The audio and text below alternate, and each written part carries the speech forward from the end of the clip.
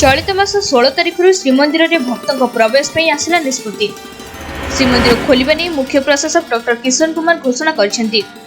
रथयात्रा रे भाग नहीं समस्त सेवायत और कर्मचारी को हेबो कोविड परीक्षा। सिंहद्वार सम्मुख बैरिकेड ठारे रहिबो सैनिटाइज व्यवस्था। श्रीमंदिर सिंहद्वार बैरिकेड दे भक्त प्रवेश करी ठाकुर को दर्शन पर उत्तर द्वार दे प्रस्थान करिवे। रविवार और शनिवार श्रीमंदिर भक्तों को प्रवेश बंद रहिबो। एही 2 दिन श्रीमंदिर भीतर और बाहर विशोधन कराजिबो।